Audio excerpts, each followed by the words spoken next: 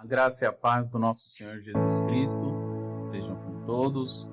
Eu sou o presbítero Wilson do canal Ministério da Reconciliação e eu tenho uma palavra de Deus para compartilhar com todos.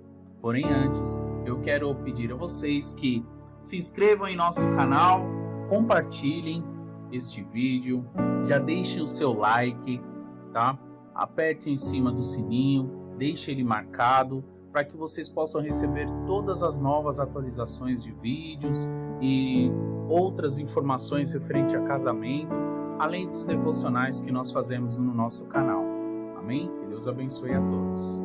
Glória a Deus. A palavra que vou compartilhar com os irmãos está lá no livro de Apocalipse, capítulo 1, versículo de número 5.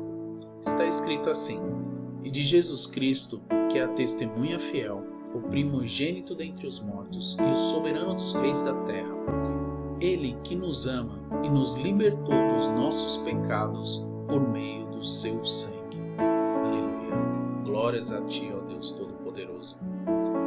A palavra de Deus hoje vem falar ao nosso coração a respeito de como nós temos que agir em relação a sermos libertos do pecado, ao preço que Jesus pagou por nós na cruz, né?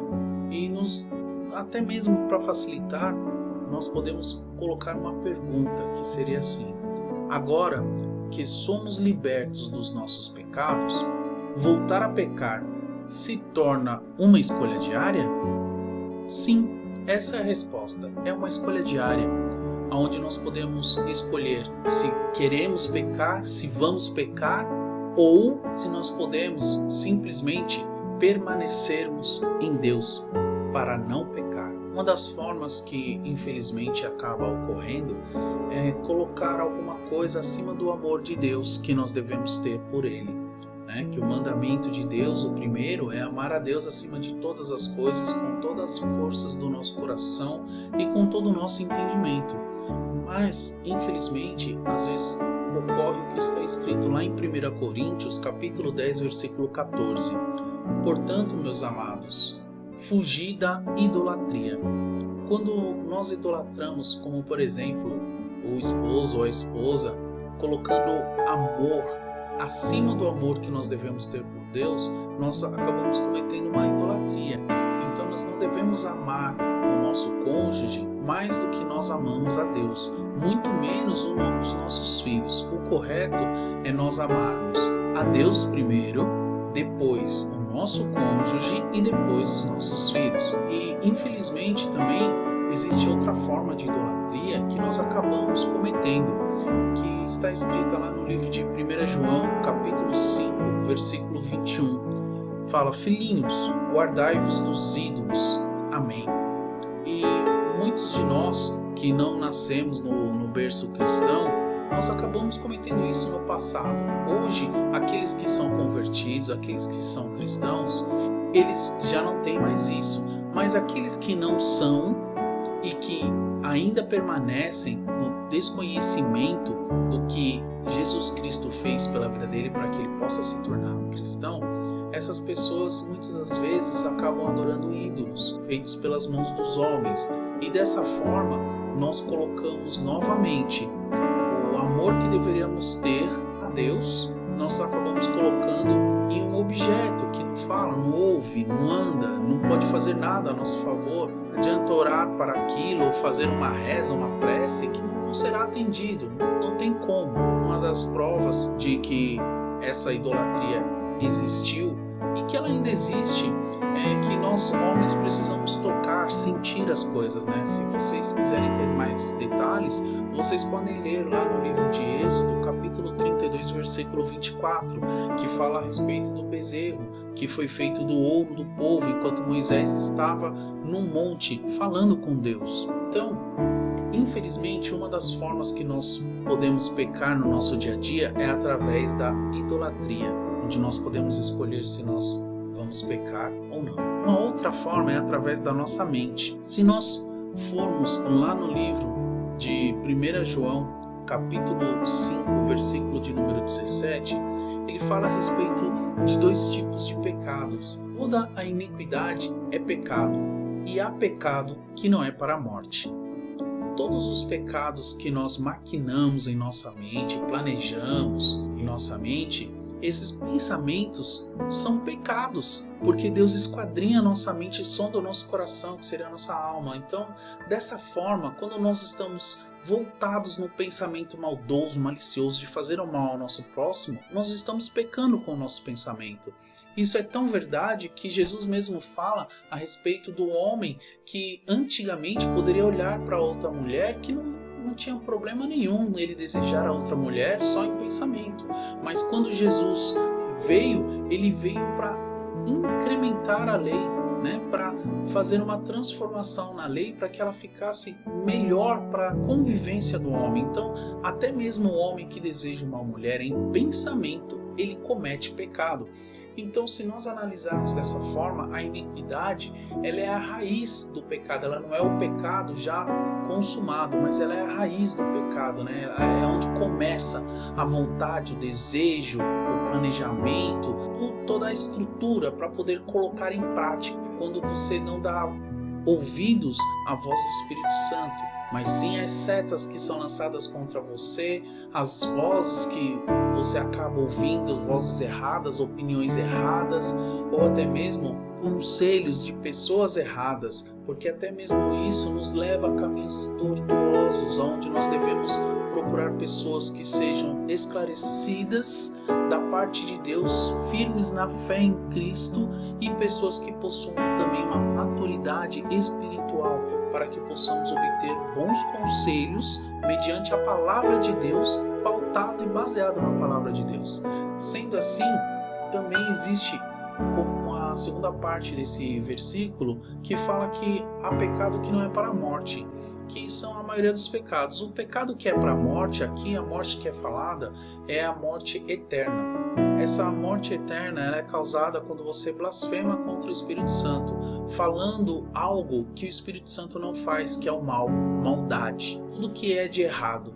Então, quando você blasfema contra o Espírito Santo, você acaba imputando para a tua alma, para o teu espírito, essa morte espiritual. Amém? Então, uma das formas que nós podemos também pecar é através da nossa mente, onde nós podemos escolher todos os dias termos bons pensamentos, principalmente quando vem aqueles pensamentos ruins ou a nossa memória nos traz lembranças ruins.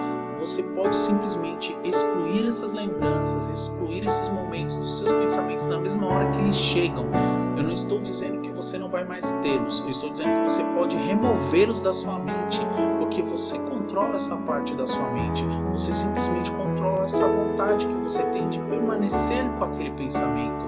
Então você pode colocar pensamentos bons, momentos agradáveis, você pode trazer a lembrança, ou você pode simplesmente, se não está conseguindo pensar em algo bom, coloca um louvor, coloca algo que você possa adorar a Deus. No mesmo instante seu coração será quebrantado, a sua mente será voltada para poder entoar louvores através da sua boca para Deus, e com isso seus pensamentos serão renovados e a mente de Cristo poderá ser alcançada mais facilmente com o coração quebrantado a Deus.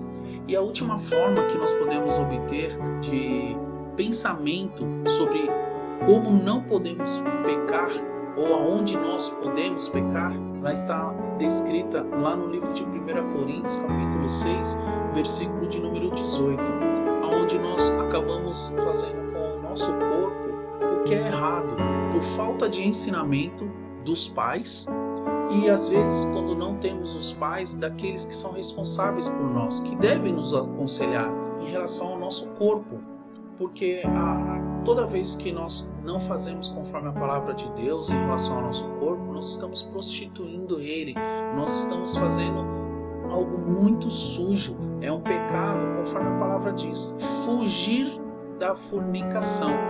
Todo pecado que o homem comete é fora do corpo, mas o que fornica peca contra o seu próprio corpo. Se a palavra de Deus vem dizer que nós somos templo do Espírito Santo, então nós devemos zelar pelo nosso corpo. Eu não digo somente na parte física de você manter um exercício físico, de você ter uma boa alimentação, não é somente essa parte, mas eu falo também da sua entrega. A sua entrega de ter um ato tem que ser feito somente esse ato do matrimônio somente após o casamento.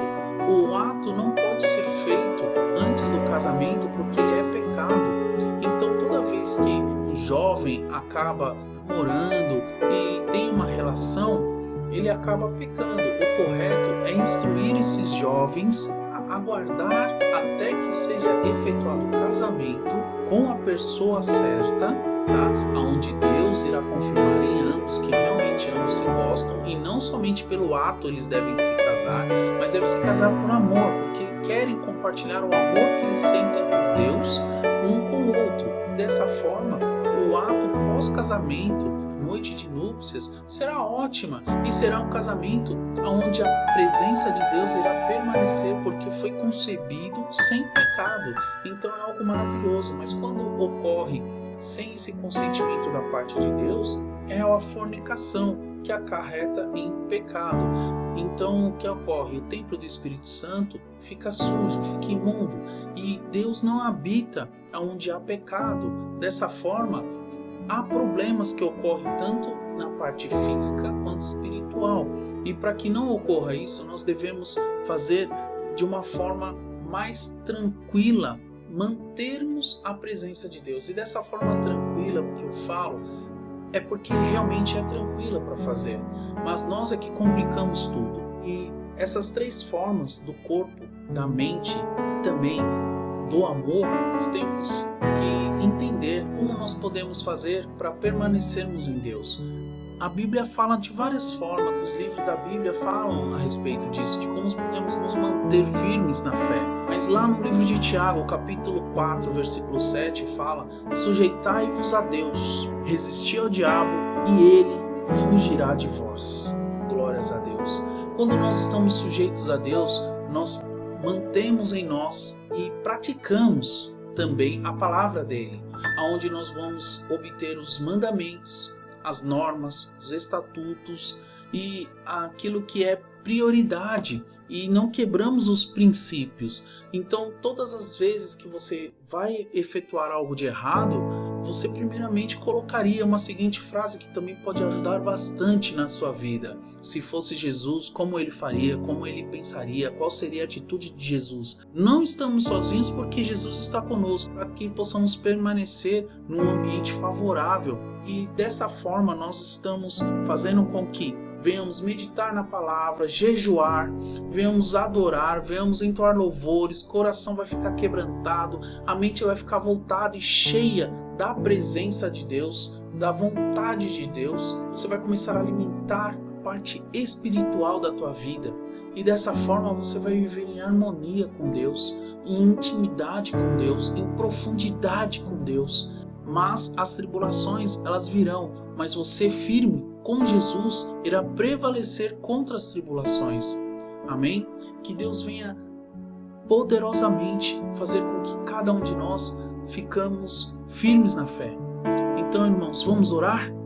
Deus Pai Todo-Poderoso, que esta palavra, Senhor, venha edificar a vida dos teus filhos, meus irmãos, que todos nós, papai, em nome do Senhor Jesus, que ouvimos essa palavra, venhamos, Senhor, praticar, Senhor, a palavra, para que venhamos estar sujeitos a Ti, ó Deus.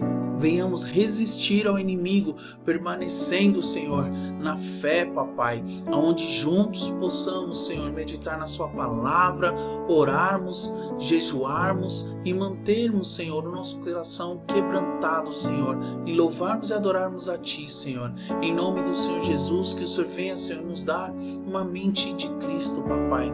Em nome do Senhor Jesus, que o Teu Espírito Santo, Senhor, venha transbordar do Teu amor em nossa vida, papai.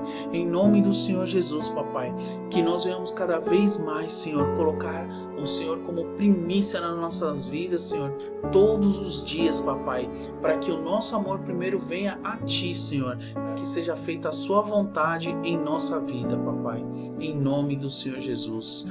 Glórias a Ti, Senhor. Irmãos, Deus abençoe a vida de cada um de vocês e que a presença de Deus venha cada vez mais aperfeiçoar a boa obra que está na vida de vocês. Deixem o seu like novamente, compartilhem esse vídeo, se inscrevam em nosso canal e fiquem com Deus, em nome de Jesus.